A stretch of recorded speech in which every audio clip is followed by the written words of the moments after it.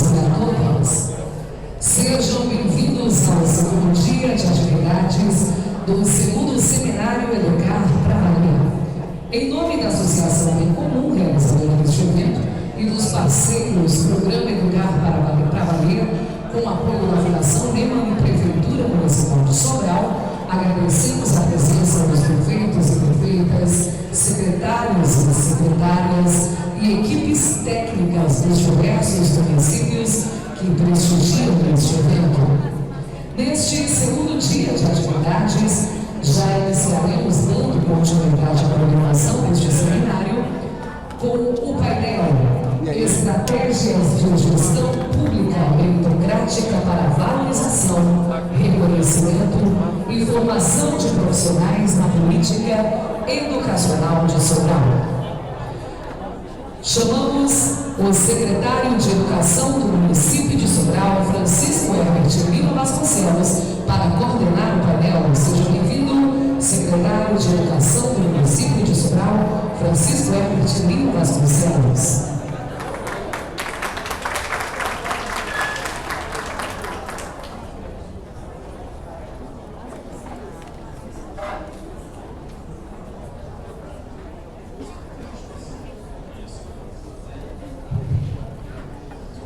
Bem, bom dia a todos e a todas. Nós iremos dar início à primeira atividade do segundo dia de hoje. Nosso painel vai tratar sobre estratégias de gestão, meritocracia, valorização e reconhecimento profissional. Para esse painel, a gente vai contar aqui com a presença de dois coordenadores que compõem a Secretaria Municipal de Educação de Sobral, um da área um pouco mais técnica, mais jurídica, que faz o acompanhamento sobre questões orçamentárias. Ontem, especialmente pela manhã, alguns dos prefeitos e secretários fizeram questionamentos sobre o emprego do uso dos recursos dos 25%, os percentuais, como transferir e garantir segurança nessa transferência legal dos recursos que vão para o Fundai, para o Fundicrei, como é empregado os recursos e as fontes para as outras áreas, especialmente no que compete ao 60 e ao 40, curiosidades de como o Sobral faz. Então, a gente trouxe aqui a coordenadora do setor jurídico da Secretaria Municipal de Educação de Sobral, que é a doutora Daiana Coelho. Eu queria convidar aqui ela para subir ao palco.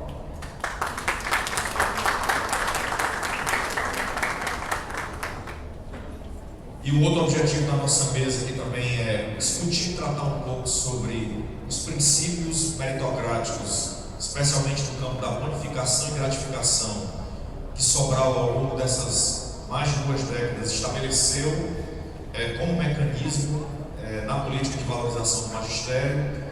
E para conduzir um pouco desse debate, vou chamar aqui o Afrânio, que faz parte da Coordenadoria de Gestão de Pessoas nesse momento. Bom, como é que nós dividimos então a nossa fala? Eu vou fazer aqui uma breve abordagem de alguns elementos que compõem a política de valorização e os mecanismos legais de emprego de recursos financeiros da Secretaria.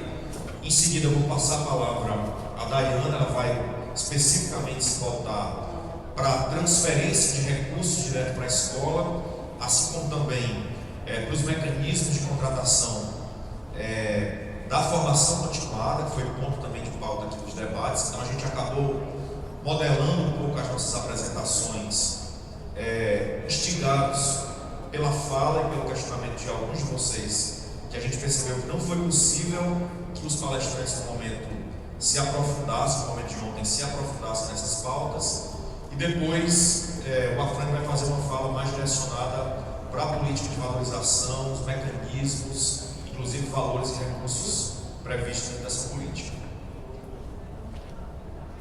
Até onde me consta, nós temos cada um 15 minutos e ao final foi pactuada aí com a organização do evento que a gente vai ter um momento de pausa para questionamentos e perguntas. Bom, eu queria recapitular com vocês então, rapidamente, algumas informações que foram colocadas ontem para que seja compreendida a dinâmica dessa estrutura da política de valorização, formação continuada e reconhecimento dos profissionais do magistério. Então, hoje Sobral tem 61 unidades escolares, né? Essas unidades escolares estão subdivididas entre escolas que atendem exclusivamente à educação infantil, o ensino fundamental 1, o ensino fundamental 2 ou aquelas escolas que são mistas. Qual é o aprendizado, qual é a referência que Sobral pode dar em relação à estrutura e organização de rede? Do ponto de vista histórico, aquele processo de nucleação e redimensionamento da rede municipal foi fundamental para se construir elementos dentro dessa política educacional que vocês estão tendo acesso desde o dia de ontem. Nesse momento, passado por esse processo de amadurecimento que Sobral vem construindo em relação à qualidade educacional, a estrutura da rede hoje nos ensina e nos impõe um outro desafio, que eu acho que é um aprendizado muito importante para vocês levarem para os municípios de vocês, que é o seguinte: a modalidade, a escola que tem uma modalidade e se torna especialista nessa modalidade, melhor é o trabalho e melhor são os níveis de qualidade educacional que essa escola pode buscar. O que é que eu quero dizer com isso? Crianças que estão na faixa etária da educação infantil precisam ser atendidas em centros de educação infantil. Escolas que são especialistas ou se tornam especialistas em ensino fundamental 1 alcançam melhor qualidade no desenvolvimento do trabalho pedagógico do que escolas que atendem modalidades mistas. Quanto mais especialista é a escola, maior é o foco do gestor sobre aquela modalidade, maior é a especialidade dos professores, o estudo que é desenvolvido, a formação em serviço que é construída pela escola para qualificar o trabalho de sala de aula. E esse é um desafio recente que Sobral tem vivenciado. Nós temos reorganizado a rede municipal nesses últimos 2 anos, tornando escolas especialistas. Então, se eu tenho em um bairro uma escola que oferece Fundamental 1 e 2, e no mesmo bairro eu tenho uma escola de 1 e 2, eu encerro a oferta de Fundamental 1 na primeira escola, ela passa a atender exclusivamente o Fundamental 2, e aquela outra unidade escolar do bairro se torna especialista em ensino fundamental 1. Outra experiência interessante que a gente teve agora em algumas comunidades rurais, foram inauguradas escolas de tempo integral. Quando a escola é inaugurada, nós removemos toda a matrícula de Fundamental 2, que tem já uma outra unidade escolar daquela comunidade. Os alunos do Fundamental 2 vão exclusivamente para o tempo integral, e aquela estrutura da escola, que era mista, passa a ser especialista em 1. E aí a gente tem feito uma experiência também nesse contexto, que é para aquelas escolas que se tornaram especialistas e que há uma estrutura física para comportar os alunos em 2 turnos, não só a nova escola de tempo integral é naturalmente tempo integral, mas aquela de Fundamental 1 passa a ser em tempo integral também, né? Porque a gente sabe que esse tempo maior na escola, o desenvolvimento de programas, projetos, iniciativas de contraturno também trazem esse nível de qualidade educacional esperado por nós. Bom, aqui são algumas informações só para complementar o que foi dito ontem, né? Então, no contexto da educação infantil, de 0 a 3, Sobral tem um atendimento da ordem de 50%, né? A realidade brasileira chega a um patamar de 24%, 25%, e de 4 e 5, esses percentuais de nível nacional eles são já elevados. Sobral conseguiu universalizar. No tempo integral, o modelo ele contempla não só a estrutura curricular obrigatória para o ensino fundamental 2 ou para o ensino fundamental 1, quando é o caso, mas também no ensino fundamental 2 traz um conjunto de elementos que vão compor o currículo, que passam pelo protagonismo juvenil, pela iniciação científica, pelo projeto de vida, ou seja, faz com que a criança reflita desde as séries iniciais do ensino fundamental 2 sobre qual é o papel dela na sociedade, o que é que ela quer ser, né, ao concluir o ensino fundamental 2, qual é a profissão que ela eventualmente se identifica. Então, explorar essas múltiplas competências do aluno, fazer com que ele pense, reflita e ano a ano, ao longo do ensino fundamental 2, ele possa compor um projeto de vida, faz parte da estrutura do tempo, dessa modalidade de tempo integral. Essa é a matrícula, né? Isso é importante porque, obviamente, para quem é gestor público aqui, prefeito e secretário, sabe que o grau de complexidade muda a partir do momento que você tem uma variedade de rede, seja ela em relação à dispersão geográfica, porque de alguma maneira você tem que promover um monitoramento e um acompanhamento da qualidade da sua estrutura, inclusive física, mas também da quantidade do atendimento, né? Ontem à noite eu estava conversando com uma equipe da Secretaria Municipal de Recife, e o número de profissionais que fazem parte da estrutura da Secretaria, proporcionalmente a Sobral, né, lá são 90 escolas, se eu não me engano, não é isso? Estudantes, 90 mil, né? Ou seja, um terço de Sobral. É bem mais elevada proporcionalmente do que a estrutura da nossa equipe aqui, né? Então, esse delineamento de estrutura, ele também precisa ser pensado em relação à composição de rede, né? Então, para 33 mil alunos, eu tenho que fazer um conjunto de adequações específicas no campo orçamentário, financeiro, para me adequar àquela quantidade de matrícula, né? Então, essa estrutura a gente tem desde 193 bebês, que antes dos 6 meses já estão no Centro de Educação Infantil atendidos no berçário, até uma média de aproximadamente 2.500 a 2.900 alunos por série, né? Entre o início do ensino fundamental 1 e as séries finais do fundamental 2. Bom, recapitulando também, a gente vai falar já sobre as questões que envolvem a formação continuada. Sobral tem uma escola de formação continuada, é uma pessoa jurídica, é uma organização social sem fins lucrativos, né, que tem um contrato de gestão com a Secretaria de Educação, onde nós empregamos parte dos recursos, 40% da manutenção do Fundeb, para a formação continuada, por meio desse contrato de gestão que tem que ser celebrado a partir do chamamento público, a partir do plano de trabalho, metas muito bem estabelecidas, e é isso que vai ser tratado aqui, né? Foi pergunta ontem de alguns prefeitos e secretários aqui durante a sua fala, mas parte também desse recurso pode ser e deve ser um emprego do Tesouro Municipal, tendo em vista que nós temos uma matriz constitucional obrigatória da ordem de 25% no mínimo para empregar de recurso do Tesouro Municipal. Então, estabelecer esse equilíbrio é outro ponto também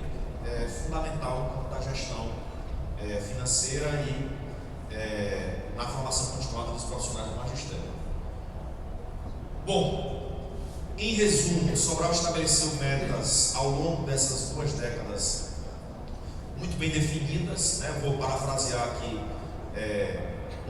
os palestrantes que colocaram, que expuseram ontem aqui, são metas simples, claras, objetivas e que não trazem para a escola aquela diversidade muito grande de projetos que acabam tirando a atenção, ou seja, dar prioridade ao que de fato é prioridade na escola, e não simplesmente encher a escola de projetos e fazer com que ela acabe se ocupando com aquilo que de fato não é a prioridade, né? Então a primeira meta foi promover e garantir o processo de alfabetização na idade certa, né? E aí nasce a experiência do programa de alfabetização na idade certa, que inspirou depois o Pacto pela Alfabetização na Idade Certa, se o ministro Mendonça me permite, que inspirou também o Mais Alfabetização, que ele lançou ao final da sua gestão, que nós estávamos lá presentes, sendo reconhecido pelo governo federal, pelo bom desempenho de alfabetização que Sobral tinha alcançado naquele momento. O segundo item é a segunda meta, para aquelas crianças que eventualmente avançaram nas séries de alfabetização, mas trazem alguma lacuna cognitiva, pensar e desenvolver um conjunto de atividades voltadas para essa prioridade do ensino fundamental 1, que é a alfabetização. Então, terceiro, quarto, quinto ano, desenvolver projetos de contraturno, iniciativas de contraturno que venham complementar essa defasagem, essa lacuna. Eu não sei se vocês observaram, mas na exposição do material didático, no segundo ano do Fundamental 2, tem material do turno, para além do PNLD, que é o material que está exposto ali da editora Aprender, e tem o material de contraturno, que é o material utilizado em programas e projetos para correção de defasagem, né? Principalmente nesse momento que é um momento de fundamental importância. A terceira meta é compreender que todas as áreas do currículo são fundamentais, precisam ser respeitadas e valorizadas, seja no ensino fundamental 1 ou 2, mas é preciso se dar prioridade ao que é prioridade. Então, fortalecer e garantir uma boa base no campo do raciocínio lógico matemático, ou seja, o currículo da matemática, o ensino da matemática, uma boa proficiência, assim como também garantir a boa leitura, interpretação, a consolidação dessa leitura e dessa interpretação, é fundamental também para que o aluno seja protagonista nas outras áreas do conhecimento, nas ciências, na história, na geografia, para que ele seja capaz de ler e interpretar bem o texto para além dessas duas áreas principais do currículo. Ler e interpretar bem o problema de matemática demanda uma base, uma estrutura de leitura e interpretação bem consolidada no campo da língua portuguesa e matemática. A primeira atividade do ano letivo em Sobral, especialmente em algumas séries focos, é fazer com que todos os alunos, por meio de um teste diagnóstico, individualmente façam uma leitura e interpretação do texto oral, seja qual for a série. Ontem mesmo, no intervalo aqui de almoço, eu estava conversando com o coordenador e ele estava dizendo: acabei de fazer o teste diagnóstico de leitura com todos os meus alunos do nono ano, quer dizer, nas séries finais do ensino fundamental, para saber se está bem consolidado mesmo, se é necessária alguma iniciativa de contraturno, de complementação, algum projeto ou programa para fazer esse acompanhamento além do turno. E a quarta meta é focar na educação infantil, né? Acho que o prefeito deixou isso muito claro, a partir de uma pergunta que foi feita aqui por um prefeito. A educação infantil, historicamente, foi considerada como uma modalidade de socialização, de inclusão, né? De adaptação e chegada da criança na escola. Hoje existe uma variedade científica e acadêmica de trabalhos que mostram que ela cumpre um outro papel, né? 0 a 3, e isso foi colocado muito bem aqui: estímulos, um conjunto de elementos fisiológicos, cognitivos, são fundamentais para o desenvolvimento da criança, né? Para o desenvolvimento no campo das sinapses. E Sobral constrói uma base muito sólida ainda na educação infantil, né? Isso é uma fala do prefeito que eu acho bem interessante de colocar para vocês aqui, que a rede pública privada de ensino no Brasil também consegue tornar crianças que estão concluindo as séries finais da educação infantil leitoras, né? Ou leitoras de palavras e frases.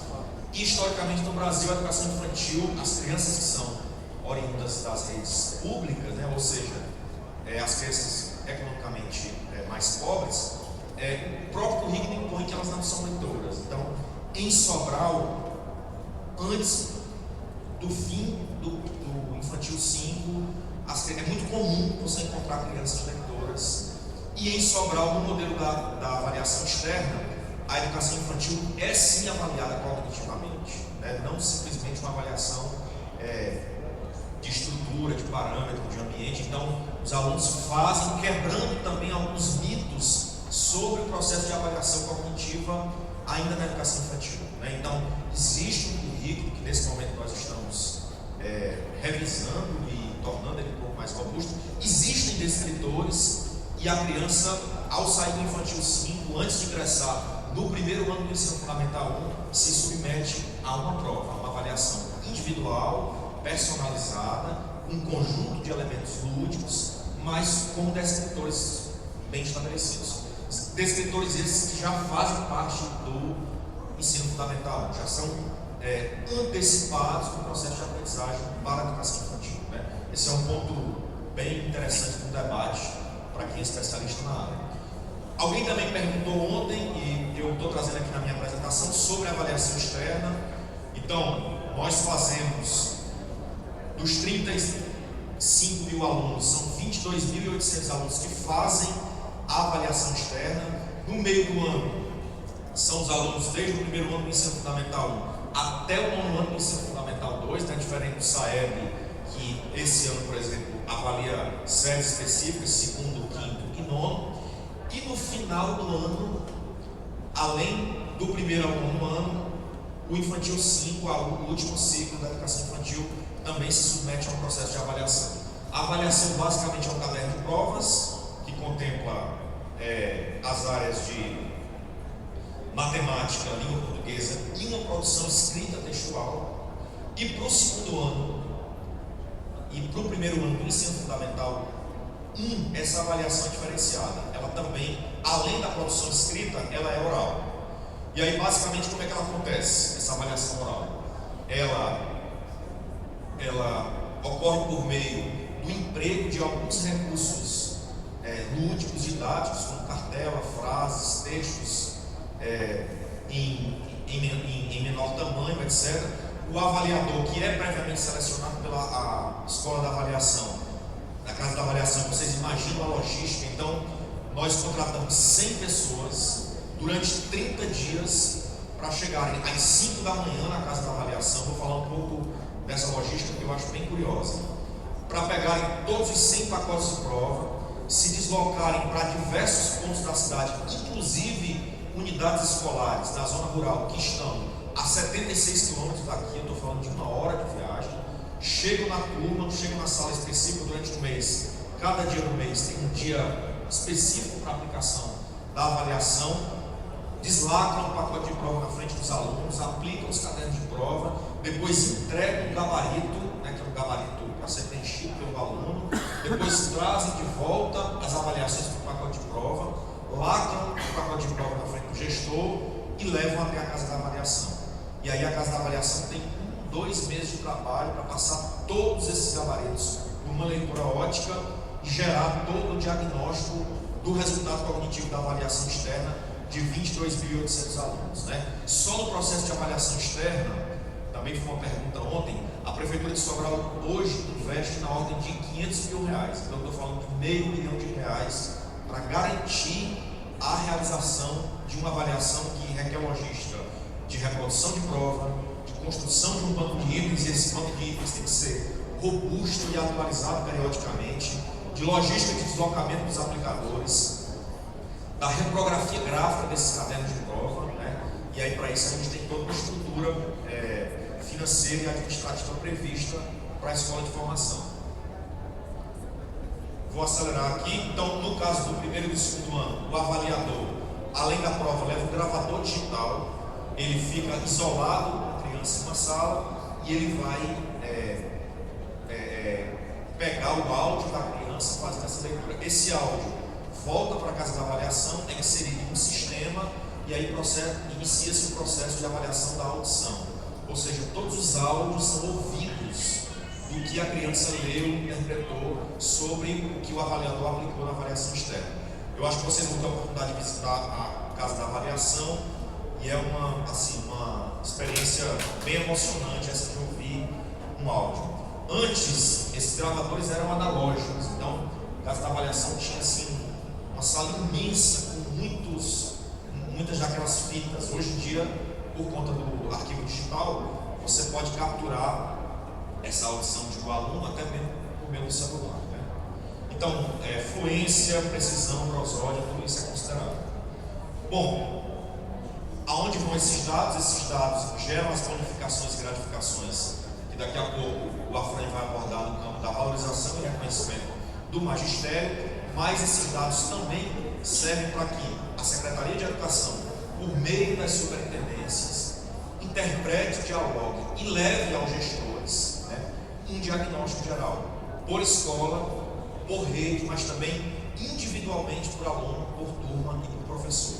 Então esse elemento também é um elemento fundamental para que a escola se planeje do ponto de vista da gestão escolar, para que um replanejamento, uma reorganização, ou o que nós chamamos de um plano de ação, seja implementado para cada diagnóstico da avaliação externa. Pode ser no meio do ano, porque o gestor ainda vai ter o segundo semestre inteiro para se planejar e se preparar, inclusive, para eventuais mudanças. Aí a gente entra no campo da valorização e da autonomia da escola, mas pode ser também no final do ano. E quando isso acontece no final do ano, determina e estabelece as gratificações e bonificações que vão ser recebidas pelos professores, mas também já é uma prévia de preparação para o novo ciclo de ano letivo que se segue, quando muitas vezes o gestor é o mesmo. Eu vou avançar aqui porque o meu tempo esgotou. Bom, o que é que isso impacta? Isso impacta na formação continuada. Alguns secretários me perguntaram ali atrás, e como é que acontece essa formação? É todo dia? São alguns dias?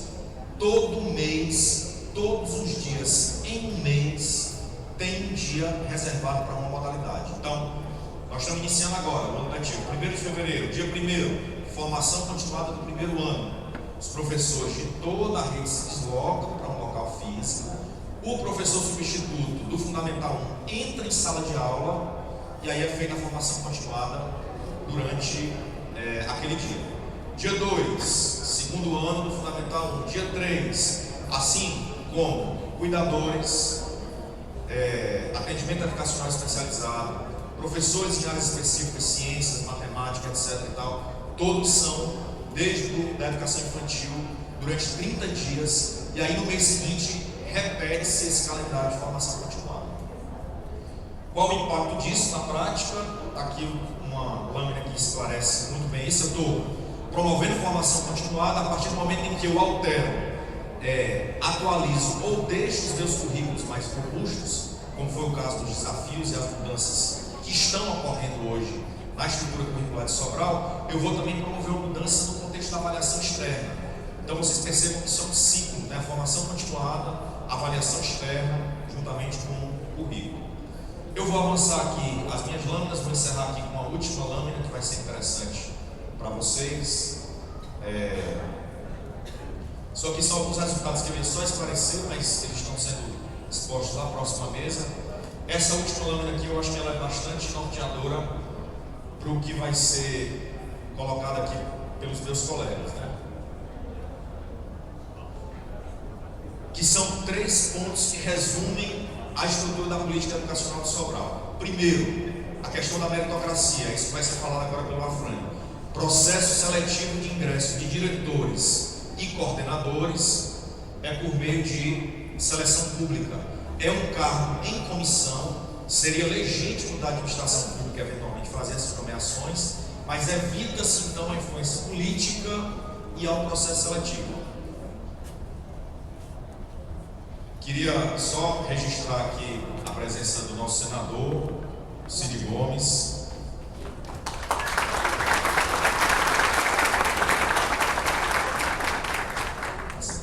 A quem eu vou passar a palavra aqui para que ele possa... Bom, acabaram de pedir isso. Eu obedeço ou não às mulheres? Pronto, eu vou passar a palavra aqui ao nosso senador Cid Gomes, até porque no primeiro seminário ele relatou um pouco como foi essa mudança e organização da estrutura da política educacional do município de Sobral. Ontem o prefeito me fez essa abordagem, mas certamente ele pode recapitular em alguns pontos. Vou passar a palavra a ele. Pedido para me passar a palavra. O senador Cid vai ter uma reunião com os prefeitos, exclusivamente com os prefeitos, em outro local. Ele vai aqui dar um bom dia a vocês.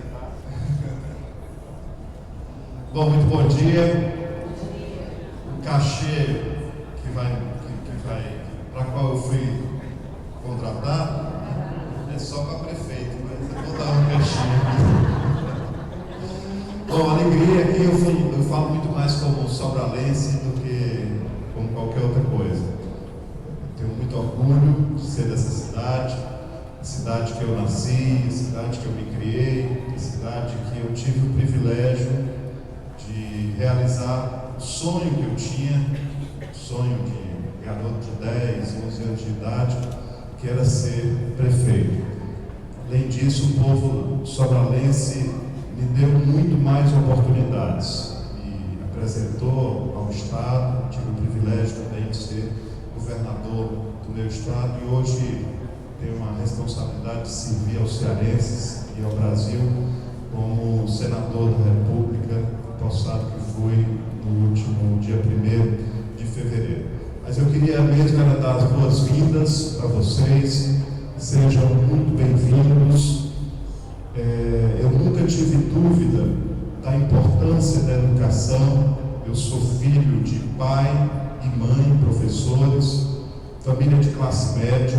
Meu pai era defensor público, chamava no tempo advogado dos pobres, e a minha mãe, professora da rede estadual de educação.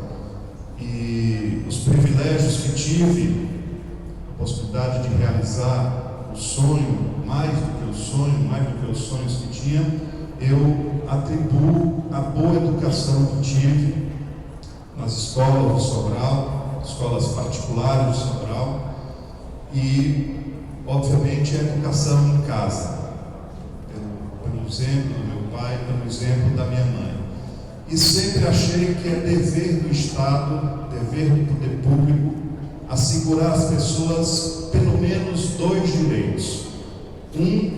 O direito à vida, e a meu juízo isso se faz por um serviço eficiente, por um serviço digno na área da saúde. Eu digo isso, mas eu sou ainda de uma geração, eu acompanhei esses números, em que no Brasil, a cada 1.000 crianças que nasciam, 140 morriam antes de completar um ano de vida. Esse é o dado de mortalidade infantil no estado do Ceará de 1989. Por uma civilização, 89, 99, 2009, 30 anos. 30 anos é um segundo de uma civilização. Mas, graças a Deus, esses são números que já não existem mais, embora a gente ainda tenha no Brasil, em muitos estados brasileiros, indicadores de mortalidade infantil que não mostram a eficiência do serviço público. Aqui em Sobral, para nosso orgulho, é 7, ou vai arredondar um pouco para mais, é 8 de cada 1.000 crianças morrem antes de completar um ano de vida. Isso é um indicador, o ideal é 0, mas esse é um indicador de primeiro mundo, indicador de países como a Alemanha, como a França, como a Inglaterra. A outra obrigação do poder público é assegurar às pessoas oportunidades iguais. A gente nasce diferente, a gente tem vocações diferentes, a gente tem talentos diferentes, mas é dever, obrigação do Estado assegurar às pessoas direito a oportunidades iguais. E a única forma de se assegurar isso é através de uma escola pública de qualidade, de uma educação pública que permita aos filhos dos pobres concorrerem em pé de igualdade para aquilo que é simbólico, uma vaga de medicina numa escola pública, numa faculdade, numa universidade pública no Brasil. Nós só teremos conquistado de fato esse objetivo quando o percentual de jovens egressos de escolas públicas que passem, que concorram ao vestibular e sejam aprovados, seja proporcional à quantidade de matrículas. Ainda aqui em Sobral, a despeito de todos os avanços, estamos longe, mas o sonho está sempre vivo e sendo alimentado. Eu tive a notícia de que esse ano o primeiro lugar do curso de medicina da Universidade Federal do Ceará, em Sobral, é de um egresso da escola pública aqui do município. Portanto, possível é, e para isso a gente já quebrou cabeça muitas vezes. Eu tive assim, o privilégio de iniciar aqui em Sobral um programa que hoje é referência na educação pública, e quebrei muita cabeça para que ele acontecesse. Eu fui prefeito 8 anos. Durante 4, toda nossa vice-prefeita, Cristiane, queria cumprimentar aqui o nosso ex-ministro da Educação, Mendonça, cumprimentar o ex-prefeito Veveu, em nome dele saudar a todos.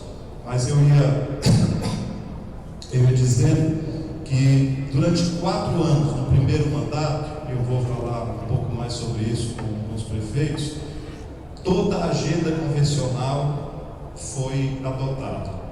E ao final do mandato, do primeiro mandato, eu acho que foi inspirado por uma força superior e pedi uma avaliação externa da rede municipal de Sobral. E pasmem, 62 de cada 100 alunos da rede municipal entre o primeiro e o terceiro ano não haviam aprendido a ler, não tinham se alfabetizado. Isso despertou para que a gente adotasse então no segundo mandato uma agenda inovadora, que aqui chamamos Meta Zero. Isso foi expandido para o Estado chama PAIC, Programa de Alfabetização na Idade Certa. Me disseram que hoje teve até uma matéria nacional, um Bom Dia, alguém viu Bom Dia hoje?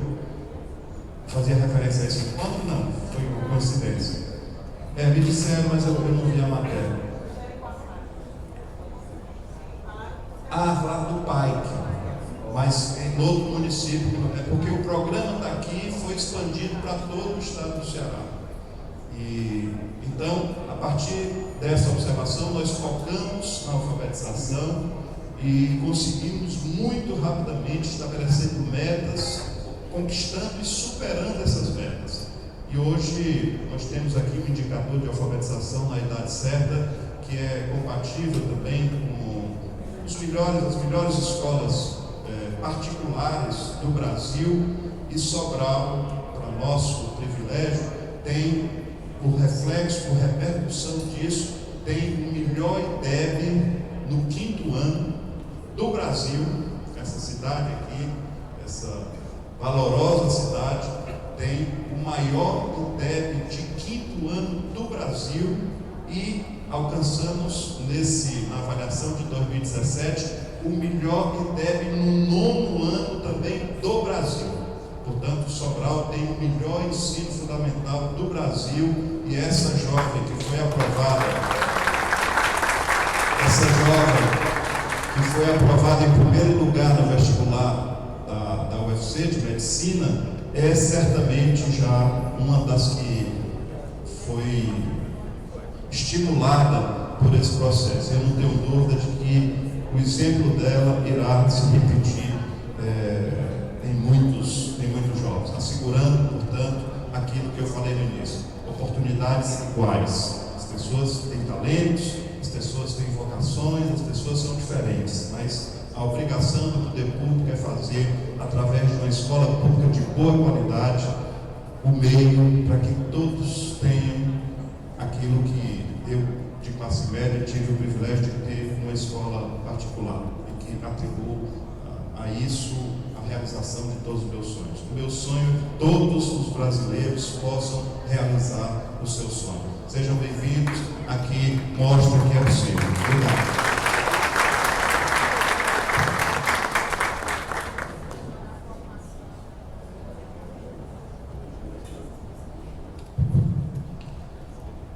Bom, então, dentro desse contexto, eu trago aqui a última lâmina para finalizar. Então, se a gente pudesse sistematizar um pouco do que foi tratado aqui anteriormente, os princípios da estrutura dessa política educacional. Primeiro, reza pelo que nós chamamos de fortalecimento da gestão escolar. Diretores e coordenadores são selecionados por meio de um processo meritocrático, apesar de serem cargos em comissão, de terem a legitimidade de eventualmente serem indicados para ocupar esses cargos. Mas se abre um processo seletivo, eles ingressam por meio de uma seleção pública, com prova escrita, análise de título, teste comportamental, entrevista, e eles ficam à disposição em um banco de aprovados. Se eventualmente a Secretaria de Educação inaugurar uma nova unidade escolar, ela pode convidar um desses aprovados para ocupar esse cargo. Ele tem uma oportunidade de desenvolver o trabalho de gestão escolar, a ele é apresentado metas, e se ele alcançar essas metas e o nível de excelência que é posto a ele na escola, ele pode permanecer naquela unidade escolar como diretor. Então tem casos de diretores com 4 anos, 5 anos, 12 anos, 14 anos, desde o primeiro processo seletivo. Mas pode acontecer também dele eventualmente não alcançar essas metas. Então ele dá a oportunidade para um outro candidato que está aprovado na seleção para ingressar na condução dessa escola. Uma característica interessante não é que ele permaneça os 12, 10, 15 anos na mesma unidade escolar. Para cada ciclo de gestão é feito um processo chamado de rodízio. Então o diretor, ele está presente na escola, faz um bom trabalho, está ali porque foi aprovado pelo processo seletivo, ficou 3, 4 anos na unidade escolar, inicia-se eventualmente uma nova gestão, ele é reconduzido para uma outra unidade escolar. Então ele está pelo processo meritocrático, essa seleção se renova, esse banco se renova em períodos de 2 em 2 anos, e ele pode estar ocupando a direção de uma outra escola da rede. O outro ponto ali é o fortalecimento da ação pedagógica. Então ele tem autonomia pedagógica para fazer intervenções e acompanhamento, inclusive da reorganização dos professores em sala de aula, e ele tem autonomia financeira, garantida por força de lei, como o prefeito Ivo Gomes colocou aqui ontem, que foi aprovado na Câmara Municipal, sancionada pelo prefeito, que nos autoriza, e aí foi a pergunta de vocês, transferir parte dos 40% da manutenção do Fundeb diretamente para uma conta em que a escola, como unidade executora, por meio do Conselho Escolar, gerencia e faz pequenas aquisições, reparos, manutenções e etc. A gente vai falar um pouco mais sobre ela. E por último, que é a fala do Afrânio, a política de valorização do magistério. Por meio de gratificações, de premiações, de bonificações, os resultados que são gerados pela avaliação externa se revertem diretamente para os professores em contra-cheque do pagamento de gratificações, ok? Então eu vou passar a palavra agora aos meus colegas, vou iniciar pelo Afrânio, que vai começar pelo item valorização do magistério.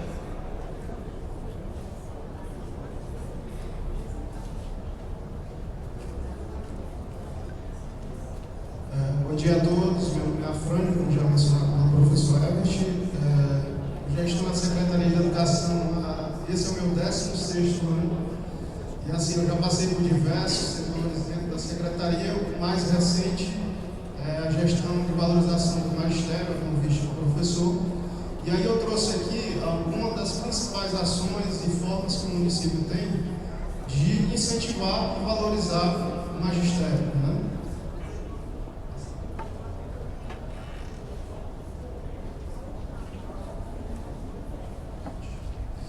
O primeiro que eu trouxe aqui é a gratificação de produtividade da docência.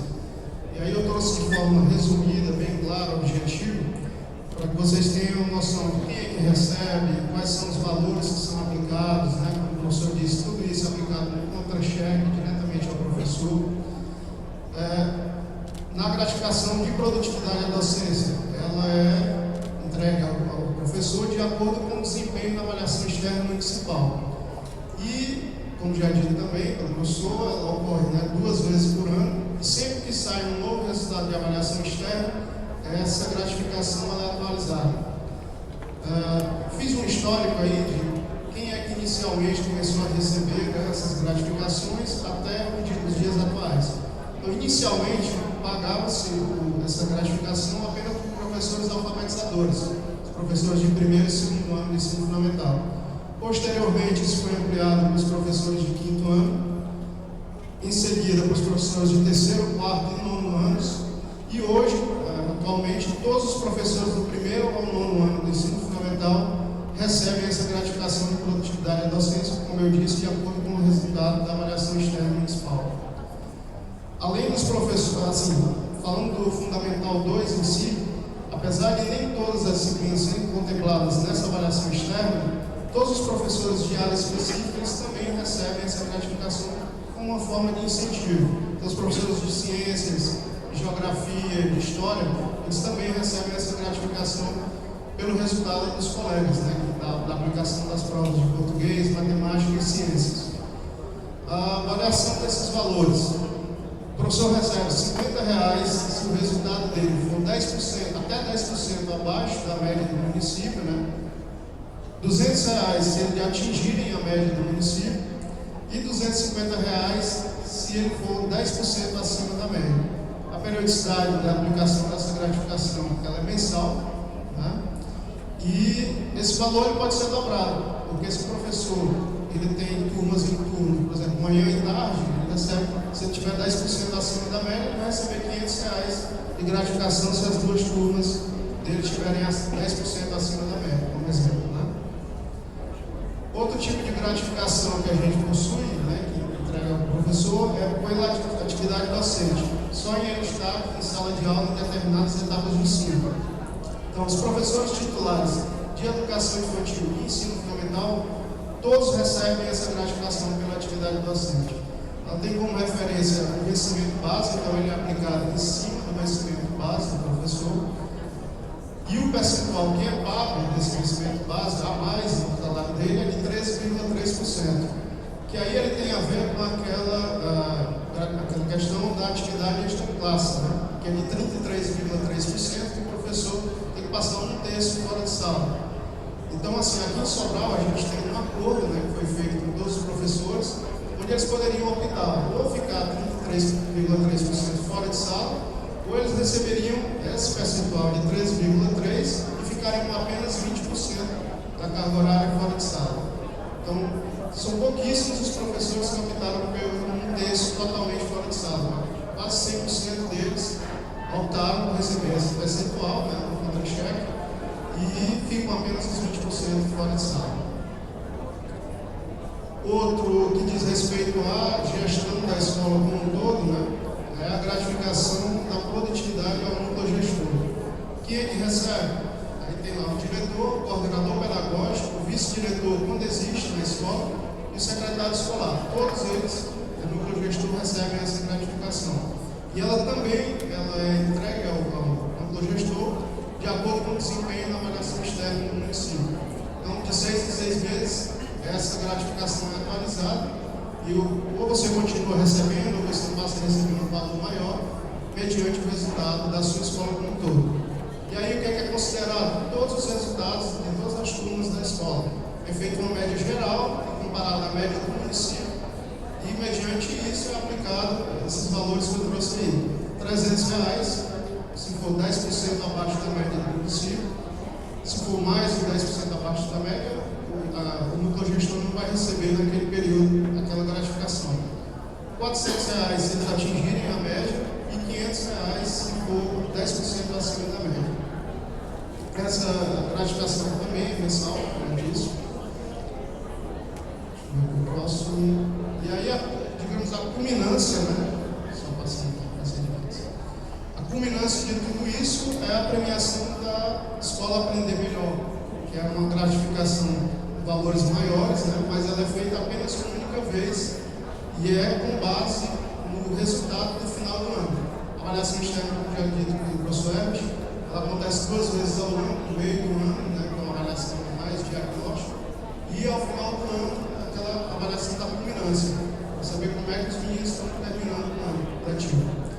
E a premiação da Escola Aprender Melhor, que é algo que já vem por muito tempo, desde a gestão do senador Cid Gomes até hoje, continuando anualmente entregue às escolas. Possui 5 categorias, né, uma forma de tentar premiar as escolas mediante as etapas de ensino que eles oferecem. Então tem lá, tem a categoria do Infantil 5, onde predominantemente só os centros de educação infantil que recebem, geralmente conseguem atingir as metas do município, tudo isso através de decreto, né, estabelecido lá, decreto com as metas que o município tem a atingir. A escola atingiu aquela meta, ela recebe naquelas categorias. Então, Infantil 5, o primeiro ao segundo ano é outra categoria, terceiro ao quinto ano, sexto ao oitavo ano e o nono ano. Essa premiação, ela ocorre tanto aos professores quanto aos núcleos gestores das escolas. Aos professores é dada uma compensação de R$1.400. Se ele estiver em 2 turnos e a escola tiver sido premiada, ele vai receber R$2.800.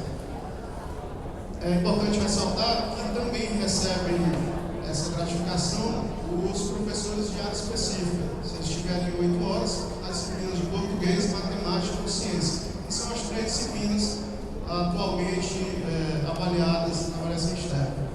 Ao núcleo gestor, R$1.000 dado de gratificação ao secretário escolar, R$1.700 ao coordenador e vice, e R$2.000 ao diretor escolar.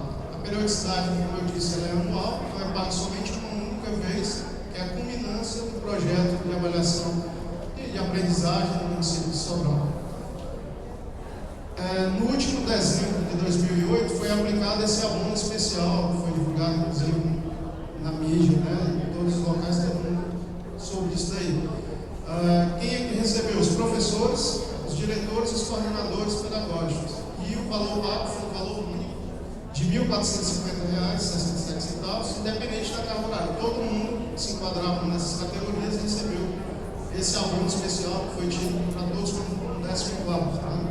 E ele foi oriundo de um saldo que existia no Fundeb 60%. Como já dito pelo professor, em relação às seleções tanto de gestores como de professores temporários, e aí falando um pouco só dos temporários, desde 2008, que assim, antigamente, cada escola realizava a sua forma de selecionar os professores temporários, né? E aí não tinha um padrão definido. Feito isso, o município resolveu adotar uma seleção pública a partir da Secretaria de Educação. E desde 2018 ela é realizada, a realização de provas, né? E aí tem aula didática, tudo isso, para estimular o mérito mesmo, para que o professor entre mediante um mérito que é reconhecido a nível municipal. E acabar com aquele a escola definir seus critérios. Não, agora é um critério único realizado pela Secretaria de Educação. A seleção de gestores escolares ela acontece desde 2001, né, desde o período da identificação, da avaliação diagnóstica, como o senador cite, onde se detectava que mais da metade dos alunos não sabiam ler, né, coisas simples. E desde 2001 existe essa seleção de gestores com diversas fases, né, e ela é realizada para a ocupação dos cargos de condução, que são dos diretores e dos coordenadores pedagógicos. Basicamente, essas são as formas da gente incentivar e valorizar o magistério do município. E esses seriam os diferenciais que o município de Sobral traz em relação a outros municípios. Okay? Basicamente é isso. Aí tem o meu e-mail, o meu contato da secretaria. Caso alguém queira tirar alguma dúvida, né, solicitar algum documento para a gente verificar, a gente está à disposição. Muito obrigado. Bom, para encerrar esse painel, a gente vai entrar então em 3 pontos que foram pontos de debate aqui, que dão um contexto das questões administrativas jurídicas, que é fundar e fundir os repasses de recursos que vão direto para a escola, assim como também contrato de gestão que permite ao município que celebre um plano de formação continuada com a organização social e realize periodicamente a formação continuada dos professores. Vou passar aqui a palavra à doutora Dayana, que é a nossa coordenadora jurídica da Secretaria de Educação. Bom dia a todos. Como secretária já me apresentou, meu nome é Dayana, né? Eu estou como coordenadora jurídica da Secretaria de Educação e vou falar aqui um pouco para vocês a respeito da autonomia escolar e o trabalho em rede para o cumprimento de metas. Mostrar aqui um pouco para vocês em relação à estrutura da coordenadoria jurídica da Secretaria de Educação, né? Formada pela coordenadora, 3 células, uma célula de processo licitatório, uma célula de contratos e convênios e uma célula de apoio funcionário sindicância e um assistente administrativo. Então, todas as questões, processos licitatórios, direito de servidores, contratos, convênios, elaboração de edital, tudo passa pela coordenadoria jurídica. Então, assim, muito já se falou aqui em relação à autonomia pedagógica, né, que as escolas têm. E agora eu vou falar para vocês em relação à autonomia administrativa, né. Foi uma decisão e uma estratégia de gestão, né, com o objetivo de fornecer um suporte às ações desenvolvidas pelas escolas da rede municipal, conferindo assim uma autonomia financeira para melhores condições de funcionamento das escolas, né.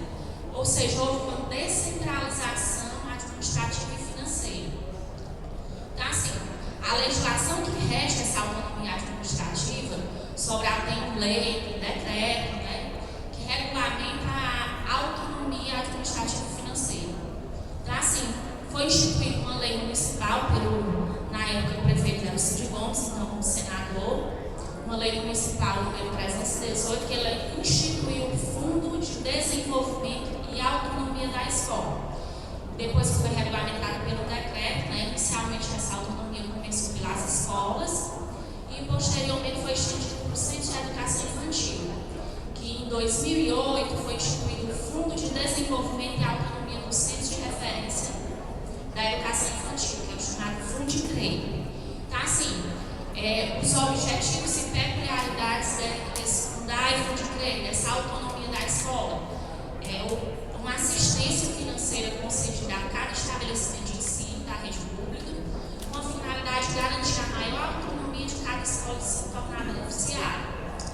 Os recursos eles são compostos pelas receitas próprias do orçamento municipal, bem como por eventuais receitas provenientes de pactos interinstitucionais, ou seja, os recursos do Fundeb para a manutenção e desenvolvimento do ensino é repassado para o Fundeb e Fundicrei. Os recursos eles são definidos anualmente, né? Tem os percentuais fixos e variáveis, e sua base de cálculo ela é definida com o critério do número de alunos matriculados através do censo. Então, assim, a escola que tem o maior número de alunos, tem uma maior estrutura, o repasse é maior. E os recursos financeiros, pelo Fundai e Fundicrei, são destinados a uma coletiva de despesas, né? De custeio, manutenção e pequenos investimentos. Então, assim, a secretaria ela celebra um convênio entre a escola e a secretaria. E como é que é feito? O diretor elabora um plano de trabalho, ele descreve quais são as necessidades da escola, né, durante o ano, em relação a material expediente, a pequenos reparos, investimento, além das contas públicas, né, água, luz, telefone. Aí é encaminhado para a secretaria esse plano de trabalho e nós formalizamos um convênio, uma unidade executora, que é a escola, e o diretor ele é o responsável por esse recurso. E os objetivos e peculiaridades do Fundai e Fundicrei. Então, assim, a partir do momento que foi dar autonomia para a escola, autonomia financeira, para poder ela gerir esse recurso, a partir de 2001 ficou sobre a responsabilidade exclusiva das escolas. O pagamento das contas públicas, né, então água, luz, telefone, energia e internet, a compra e pagamento de material de limpeza, gás, material expediente, bem como a contratação e pagamento de serviços de pequenos reparos, pintura nas instalações físicas, manutenção dos equipamentos e mobiliário também. Então, assim, essa iniciativa, ela resultou em um avanço muito grande, porque as escolas que existia um problema em relação à questão mais das contas públicas, né, em relação à água, luz, telefone, aquele trâmite da escola encaminhar para a secretaria tem todo um fluxograma para poder realizar pagamento. Tudo isso acarretava um tempo, ocasionando juros e multas nas contas públicas. Bem como, por exemplo, a escola quebrava um ventilador, até que a escola levasse essa demanda para a secretaria analisasse se tinha um contrato para poder fazer essa manutenção. Isso demorava muito tempo e ocasionava problemas na escola e tudo. Foi por isso que foi decidido a estabelecer essa autonomia para as escolas, foi repassado. E assim, todo o pagamento que é feito através do Fundai tem que ser através de cheque nominal, sendo permitido 10%, o saque de 10%, né, do valor, para ser utilizado com débitos de até R$20. A escola quebrou uma tomada, custou só R$7. A escola não vai fazer um cheque nominal para isso, então ela é permitida na lei, né? Tem descreve o que é permitido, ela pode sacar o recurso e pagar.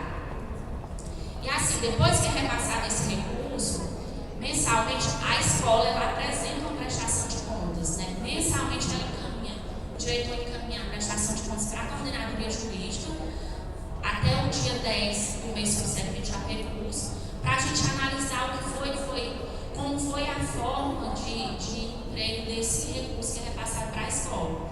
A coordenadora jurídica ela analisa toda a documentação e nós emitimos um relatório. E o relatório da prestação de contas ele irá constatar se foi cumprido totalmente o cardápio, né, da merenda escolar, se a escola ela pagou as contas públicas, água, luz, telefone, escola tem que pagar rigorosamente em dia as contas públicas para evitar multas, juros, né? Se ela cumpriu todos os prazos e a entrega dos dados solicitados pela SEDUC, se ela realizou a reunião dos pais mensalmente e enviou para a secretária os relatórios dessa reunião. Então, assim, a escola apresenta a prestação de contas, a coordenadora jurídica faz uma análise, né, da prestação de contas, emite um relatório. Se for detectado algum descumprimento do que a lei permite ser utilizado o recurso, irá responsabilizar o diretor, né? Que ele é o ordenador de despesa, ele é o responsável pelo recurso que vai para a escola. Então, assim, como consequência, pode ter até acarretar na exoneração do diretor, acarretar também a devolução ao erário do recurso que foi mal empregado. Então, a gente faz todo um processo, um acompanhamento rigoroso em relação a esse recurso. Existe um sistema, né, que mensalmente é alimentado com todas essas informações para a secretaria ter um controle dos gastos com esse recurso. Então, assim, agora eu vou falar um pouco para vocês em relação à fundamentação jurídica de contratação social por parte do ente público, né? A fundamentação jurídica para a contratação da organização social. Primeiro, eu queria dizer para vocês que a organização social é uma qualificação, é um tipo que a administração pública ela outorga a uma entidade privada, sem fins lucrativos, né? Para que ela possa receber determinados recursos públicos, como dotações orçamentárias, isenções fiscais. Então, assim, para a gente fazer a contratação de uma organização social, a gente tem um embasamento da lei federal, que regulamenta, né, que é a lei 9.637, e o município também tem uma lei que regulamenta a qualificação de organização social. E os requisitos para uma instituição, uma entidade se qualificar como organização social no município de Sobral, ela tem que comprovar o registro do seu ato constitutivo através da natureza social de seus objetivos, bem como a comprovação de sua finalidade lucrativa e a previsão de participação do órgão colegiado de deliberação superior de representantes do poder público. E a entidade ela também tem que ter recebido um parecer favorável do órgão da administração direta. Por exemplo, uma entidade que quer se qualificar como organização social na área da educação, ela encaminha toda a documentação da entidade, é encaminhada para a Secretaria de Educação, na qual nós fazemos uma análise de toda a documentação, se está de acordo com os critérios da lei municipal, da lei federal, e o titular do órgão, que no caso é o secretário, ele emite um parecer favorável, né, para a qualificação da organização social. E como é o fluxograma da contratação da OS, aqui em Sobral, né, a coordenadoria pedagógica, ela elabora um plano de trabalho na qual descreve todas as metas que é necessária a organização social cumprir, né? E esse plano de trabalho é encaminhado à coordenadoria jurídica, na qual nós elaboramos o edital, o termo de referência, né? E realizamos um chamamento público, conforme a lei 866, conforme a lei federal. É publicado esse chamamento público após o certame. O secretário homologa o resultado do chamamento público e, por fim, nós fazemos um processo de dispensa de licitação, conforme a lei federal nos determina, né?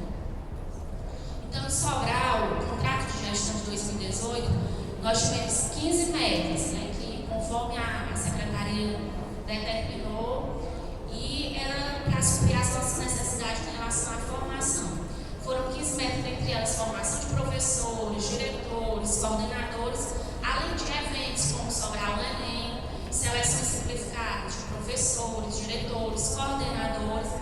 Então, a organização social que foi contratada por Sobral foi a Escola de Formação Permanente do Magistério de Assistência Educacional, que é a ESFAPEST.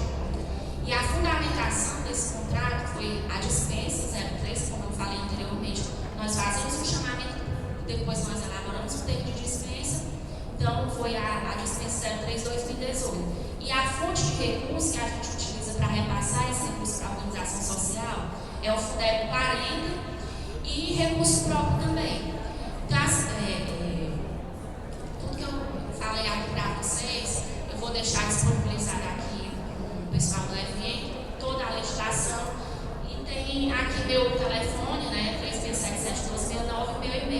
qualquer dúvida, qualquer modelo do chamamento público ou então das leis, pode solicitar que a gente está aqui totalmente disponível. Obrigada.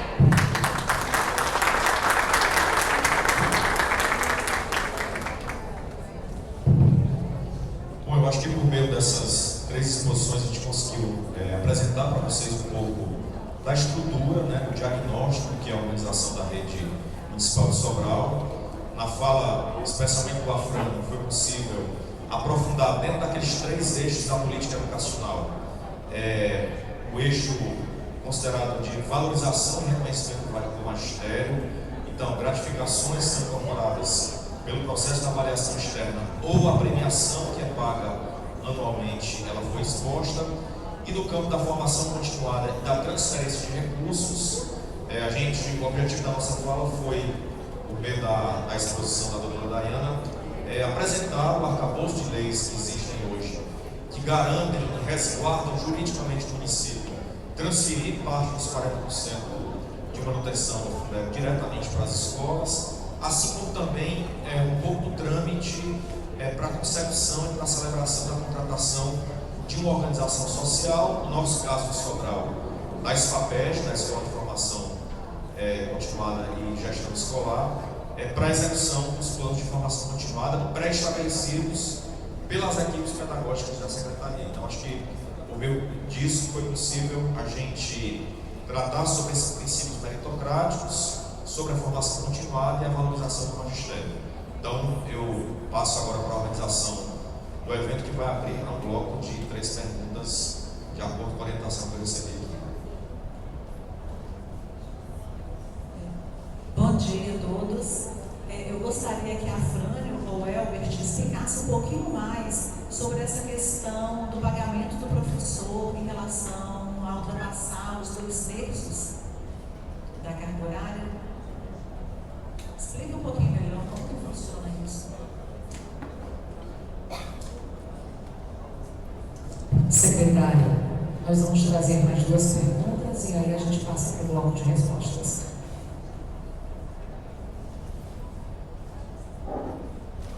Oi, bom dia. Aproveitando a pergunta da colega, a Frânio, isso. No cálculo do tempo do professor na sala de aula, vocês consideram 1/3 sobre a hora relógio ou da hora-aula do professor? Ou seja, o professor é contratado para 20 horas e não para 20 aulas. Afinal de contas, esse 1/3 é calculado em cima de 20 horas relógio ou 20 horas aulas?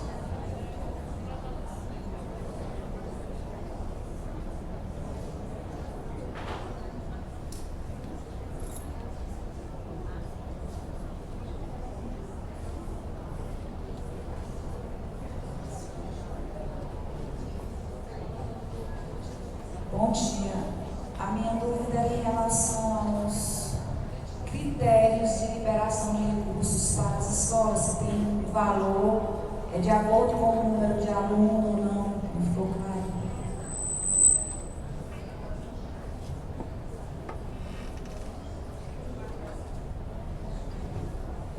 Olá, bom dia. Frânio, eu queria saber um pouquinho mais sobre o pagamento em relação à meta, porque eu tenho ouvido em algumas redes que isso sofre uma grande resistência, né? Porque às vezes a escola, os professores falam que é muito difícil atingir aquela meta, que ele não tem condição, que ele não teve apoio, que ele tem crianças assim, assado, e por isso ele teria mais dificuldade do que um outro professor que tem uma sala melhor, mais tranquila, enfim. Como é que é isso e se vocês tiveram muita resistência, que estratégias vocês usaram para convencer os professores e não ter esse problema aí da resistência em relação à meritocracia? Obrigada.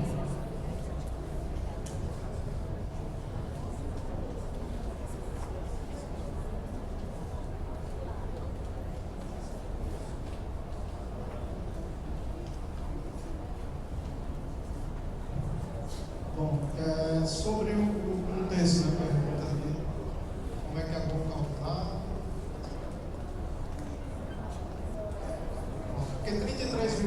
é o que é garantido em lei, né, para que o professor fique fora de sala. E aí, assim, houve um acordo, né, assinado com os professores efetivos, onde eles poderiam optar. Eles podem ficar tanto os 33,3% fora, e aí uma forma de dar um incentivo ao professor é que a gente diz, a gente pode pagar 3,3% desse valor, desses 33,3%, e aí você, ao invés de ficar os 33,3%, você fica só 20% fora de sala. Então era um acordo que eles podiam ou não aceitar. E quase 100% deles aceitaram e ficar apenas 20% fora de sala, e os 13,3% restantes, eles recebem isso como uma forma de incentivo. Então isso é pago a eles via como referência ao vencimento básico. E é calculado em cima da hora que ele é contratado, né? São 20 horas ou 40 horas. Em cima disso que é calculado o tempo que ele vai ficar fora de sala. Tá bom?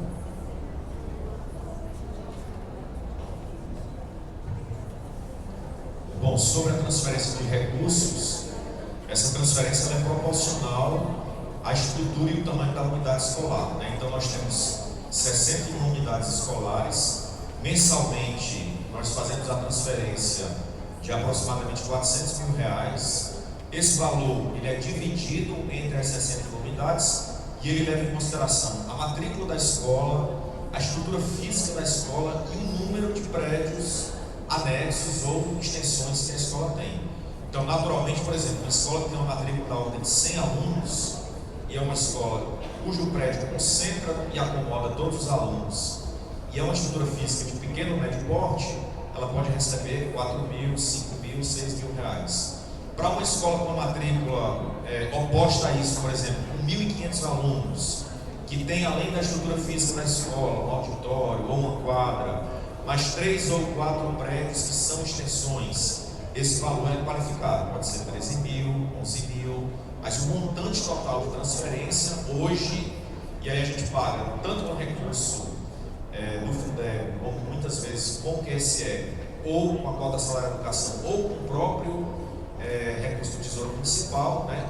É um investimento, e aí eu estou falando de mais de R$4 milhões por ano, que são transferidos diretamente para uma conta, que é pactuado para essas 61 unidades escolares. E aí, uma coisa interessante aqui, eu não sei se vocês observaram na fala, que quebra um pouco do mito da centralização financeira. Muitas vezes o gestor, né, o prefeito, a secretaria, ela acha que controlar financeiramente é fazer com que a secretaria também gerencie esses recursos. Então, por exemplo, em Sobral, eu não pago conta de água na secretaria de escola, não pago luz, não pago internet, não compro botijão de gás, não mando fazer pintura, não mando trocar fechadura, etc. Isso é o diretor. Ele recebe um recurso mensal, ele tem que honrar todos os seus compromissos com contas públicas, e se ele for um bom gestor, se ele implementar, por exemplo, um programa de economia, souber redimensionar bem os recursos, etc., aquele recurso ele pode utilizar para investir na estrutura física da escola, ele pode aumentar a reprografia, ele pode adquirir material didático, ele pode contratar um serviço do profissional. Então a lei resguarda e possibilita isso a ele. Outra pergunta foi com relação ao pagamento, né?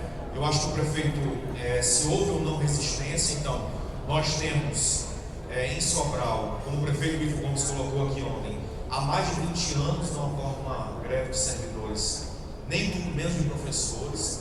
Nós temos um diálogo permanente com o sindicato dos servidores municipais da Prefeitura de Sobral, e a gente usa uma estratégia de gestão que é também uma solicitação do prefeito. Assim, quase semanalmente o sindicato demanda agenda de reuniões da Secretaria de Educação, e eu recebo semanalmente o sindicato.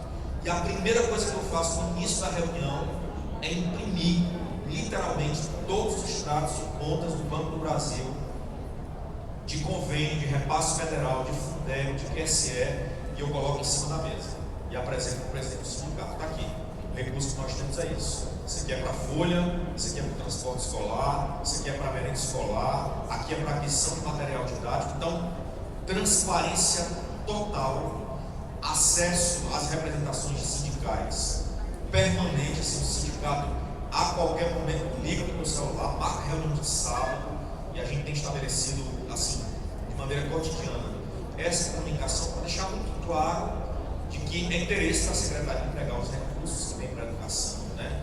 Esses recursos são públicos, eles precisam ter esse nível de transparência, e isso tem dado um ganho, uma agilidade, o estabelecimento de uma relação muito positiva com as representações sindicais. Então, esse é um pouco do modelo que a gente tenta prezar por isso.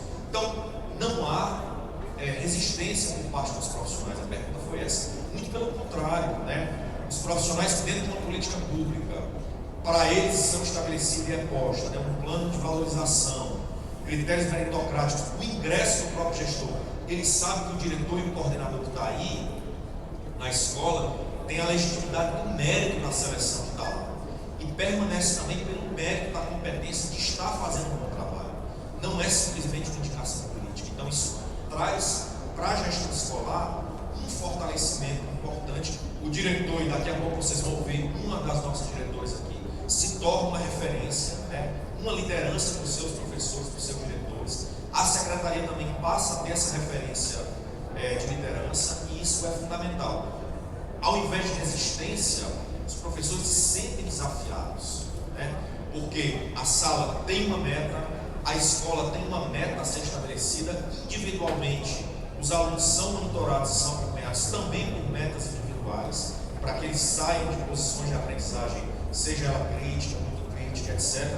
E isso acaba fazendo parte da estrutura dos mecanismos de valorização, de reconhecimento e de incentivo aos profissionais. Sobre a quantidade, ela não é desproporcional, porque nós temos uma portaria de matrícula que estabelece, dependendo de cada modalidade, de cada série, um número de matrícula mínimo e máximo para uma unidade escolar, para uma sala de uma unidade escolar está desenvolvendo e oferecendo aquele ensino. Então isso é muito bem equacionado, no sentido de não gerar nenhum prejuízo ou essa sensação de